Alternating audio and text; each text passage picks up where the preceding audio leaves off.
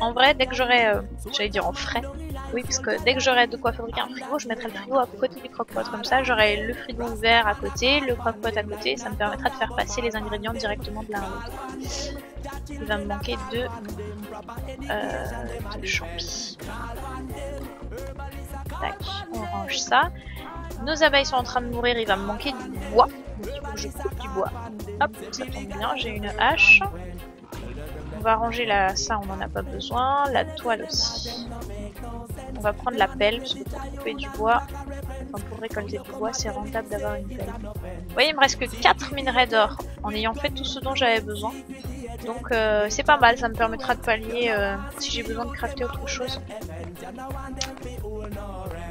Voilà. Les fleurs en fleurs du mal. Les fleurs se changent en fleurs du mal la pleine lune, oui. Et les arbres en champi, c'est que en solo. Ah oui, je savais pas, j'ai jamais fait attention. Hop, on va déplanter tout ça. Alors, j'aime pas trop couper des bichenurtes, c'est-à-dire ces arbres-là, là, les bouleaux. Parce qu'ils sont plus dangereux que les sapins si jamais on réveille un tree guard, un gardien. Un arbre gardien. Tiens, vous voyez, j'ai capturé un oiseau là. Je vous avais dit qu'il n'y a pas besoin de piège. Ça marche. On va aller le sortir de là. Hop. Là, c'est je reste à ma place. On va mettre ça là. J'ai pas besoin de roseau tout de suite. J'irai en chercher un roseau tout seul. En soi, ça sert vraiment à rien. Donc, ouais, on a un host, merci Kairogine, mais je vais pas tarder à couper. Je voudrais aller voir gros pseudo qui stream là. Je finis ma base, j'ai dit, et je vais le voir. Donc là, j'ai lancé un autre croque-pot et on a dit, ah oui, vite, avant que mes abeilles ne meurent, il faut que je fasse une ruche. Alors, la ruche, c'est dans la nourriture. Il me faut 2 planches, c'est bien ce qui me semblait, donc ça tombe bien, j'ai 4 de bois, ça me fait 2 planches, ça me fait une ruche. Je la craft, mais je vais pas du tout la poser là, il faut que je la pose assez loin de chez moi pour qu'elle ne me dérange pas. Pas trop loin pour pas que j'ai besoin de faire 12 km pour aller chercher mon miel, mais quand même assez. Parce que les abeilles deviennent agressives au printemps, et j'ai pas envie d'avoir de problème au printemps.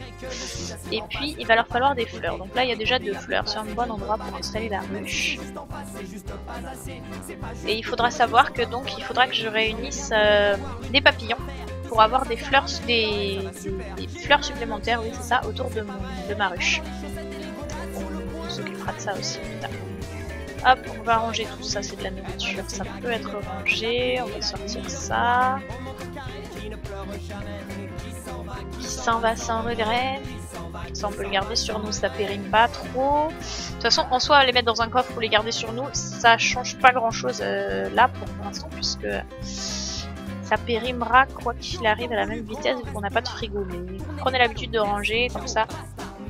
Faites pas comme moi, au début moi je rangeais pas du tout, je mettais tout par terre et quand Reign of Giant est arrivé, c'était la guerre quoi. Ok, franchement j'ai fait quasiment tout ce qu'on pourrait souhaiter à ce stade de la partie. Il va me manquer simplement un frigo, donc il me manquera des robots, j'en ai pas trouvé. On va faire les drying racks, comme ça ils seront faits, surtout qu'on a dit qu'on essaierait d'aller... il va falloir 6 cordes. Surtout qu'on a dit qu'on allait essayer d'aller faire l'empreinte. Donc je vais vous montrer comment on chasse un koa-éléphant et on aura fait le principal.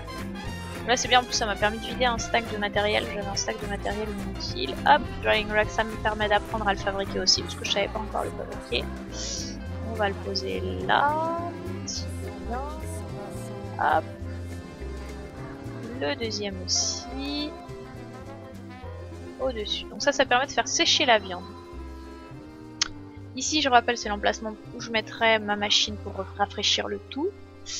Qu'est-ce qui me manque? Non, je sais bien. Pour partir à la chasse au koa-éléphant, c'est pas mal de s'équiper d'un boomerang. Donc je vais garder mon boomerang à la main. On va partir chercher l'empreinte. Je sais plus où elle était. J'ai toujours mon parapluie sur moi. C'est pas plus mal, remarquez. Il pourrait se mettre à pleuvoir. Non, on va éviter de déplanter. Alors moi je fais pas partie non plus de ces gens qui déplantent tout pour les replanter à côté de chez eux. Simplement parce que je suis tout le temps sur la route. Donc je peux ramasser ce dont j'ai besoin sur mon chemin en fait. Et ça m'évite... bah tiens, j'ai pas besoin d'aller jusque là où j'avais trouvé. Vous avez vu, j'ai vu une autre empreinte ici. Donc je disais, j'ai pas besoin, disons, de déplanter tout parce que je suis rarement en manque de quelque chose. Alors même si ça facilite, c'est vrai, les choses, ça fait quand même des choses supplémentaires à surveiller pendant l'été pour pas que ça prenne feu. Ça fait du temps parce qu'il faut déplanter tout ça, le replanter, récolter les bouses pour refertiliser pour que ça puisse repousser à côté de chez vous, etc. Je préfère choisir un bon emplacement de départ où j'ai tout à peu près autour de chez moi. Et comme ça, finalement, c'est plus simple que de déplanter et de replanter tout. Après, quand on joue en multi, je sais que mes collègues déplantent et replantent et effectivement, je profite de ça parce que c'est très confortable. Mais moi, ça m'empêche pas du coup de faire mes trucs à côté et je suis contente. Mais passer mon temps à déplanter, replanter, c'est vraiment pas mon genre. C'est un peu comme la chasse au lapin que je trouve pas rentable du tout et c'est très long.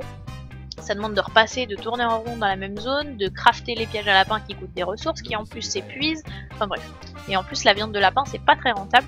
On va voir tout de suite que c'est beaucoup plus rentable de chasser le coélaphant et donc de se promener. Alors, la chasse au coélaphant de nuit, c'est une connerie, mais c'est pas grave, on va quand même le faire maintenant que j'ai lancé l'empreinte. Donc, quand une empreinte disparaît d'un côté, on peut être à peu près sûr qu'elle apparaît de l'autre. Donc, on va. Voilà, elle est ici. Donc, on continue, on appuie. Tac, tac, tac, elle va par là. Alors, la direction de l'empreinte est indiquée par la flèche, enfin par l'orientation des ronds qui représentent les doigts de la bête. En fait, vous voyez, il y a un gros rond et 3 petits ronds. Hop, on se dirige par là. En temps normal, je me serais arrêtée pour ramasser le champignon. Mais là, voilà, j'avais peur de perdre l'empreinte parce que de nuit et en forêt, c'est le plus compliqué. Le plus compliqué, c'est dans les forêts de sapins qui sont très denses. Chasser le coélaphant dans les forêts de sapins super denses, là, c'est extrêmement chiant. Enfin, extrêmement laborieux, pardon. Donc voilà, pareil, chasser le coélaphant en hiver, c'est plus difficile aussi. Et en même temps, c'est plus intéressant, donc c'est pas plus mal, c'est assez normal finalement que ça soit plus difficile. Hop, là ça disparaît en haut, ça apparaît en bas. Donc je rappelle, 1 minute à peu près entre le moment où on détourne une empreinte et le moment où il apparaît. À partir du moment où le message est passé en disant Lifeform proche, ça veut dire qu'on va tomber dessus bientôt. Voilà. Je prends 2 minutes pour vous expliquer une deuxième chose qui est nouvelle dans Reign of Giants, c'est que si jamais vous suivez une trace de coélaphant, il se peut que vous tombiez sur une créature agressive qui s'appelle un varg, qui est une espèce de gros chien des ténèbres, qui va invoquer des petits chiens des ténèbres et qui est assez dangereux comme créature. Donc soyez prêts à tout quand même quand vous suivez une empreinte et surtout ne foncez pas une fois que vous avez eu le message comme quoi la forme de vie était proche. Approchez-vous juste un peu pour voir s'il s'agit bien d'un coélaphant ou si vous avez levé un varg. Si vous avez levé un varg mais que vous le voyez en bord de caméra, vous pourrez repartir sans l'aggro et donc sans qu'il commence à invoquer des chiens. Il peut invoquer jusqu'à 12 chiens à la fois, enfin qui vous suivent à la fois, en fait il les invoque 2 par 2 je crois. Et ça peut être très vite encombrant, surtout si c'est à côté de votre base et que vous pouvez pas vous promener sans risquer de tomber dessus, quoi. Moi je vous conseille, enfin après moi je suis une bourrine, mais je vous conseille dès que vous trouvez un varg de foncer dedans. Je suis pas du genre à tourner autour du pot. Si vous êtes prêts, si vous avez une armure, un casque, vous pouvez recruter des cochons éventuellement pour vous aider et foncer dans le varg quoi. Parce que plus vite vous en serez débarrassé et plus ça sera confortable pour vous. Après, il faut avoir un petit peu de maîtrise des combats, c'est sûr. On va tout de suite voir le coélaphant, c'est un des parfaites illustrations de comment se passent les combats dans la plupart des combats dans Storm. Donc, on lui met un coup avec le boomerang. Je rappelle que pour pas se reprendre un coup de boomerang, ah oui, il faut que j'en parle aussi ça. Pour pas se reprendre un coup de boomerang quand il vous revient vers vous, il faut taper sur la barre espace quand il revient. Aïe, 1, 2, 3, 4, 5. Vous pouvez monter à 6 normalement, mais là j'ai voulu faire 6, 3. Donc, vous avez vu la première baffe, je l'ai laissé passer. Il faut s'éloigner parce que le premier coup du coélaphant va toujours vous surprendre. Donc, vaut mieux vous éloigner pour pas vous le prendre dans la figure. Ça va me permettre de vous montrer les recettes qui permettent de régénérer ses points de vie. Ensuite, vous pouvez mettre 6 coups au coélaphant avant de vous éloigner pour qu'il tape un coup dans le vide et revenir le taper. Ça s'appelle le hit and run, le frapper et courir. C'est exactement le système sur lequel est basé la plupart des combats dans Don't Starve. Il faut connaître le rythme en fait de chaque créature et puis pas prendre de risques en fait. Là typiquement au tout début j'étais tellement collée au coélaphant que quand je suis partie pour m'éloigner, j'étais pas assez éloignée au moment où il a tapé. Donc j'aurais dû faire que 5 et m'éloigner. On va mettre la viande à sécher, ça c'est important parce que la viande séchée c'est très rentable en termes de santé mentale, en termes de points de vie, en termes d'estomac, de tout. Et en plus ça se conserve mieux. Comme j'ai pas encore de frigo, ça va être très utile. Ensuite, j'ai dit que je vous montrais comment récupérer des points de vie. Donc, on va mettre un truc à cuire. On va se cuire 4, allez, 5 morceaux. On en donne 3 au piaf. On peut en donner autant qu'on veut en fait concrètement. Hein, mais...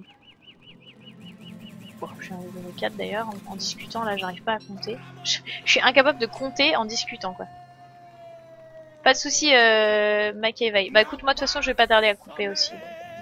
À partir de là, je mets une viande, un œuf, un légume et un 4e truc. Par exemple, j'ai rien qui est en train de périmer là dans mon sac. Un 2e champignon rouge. On va mettre, là on va récupérer celui-là qui est carrément tout frais et on va mettre un autre pourri.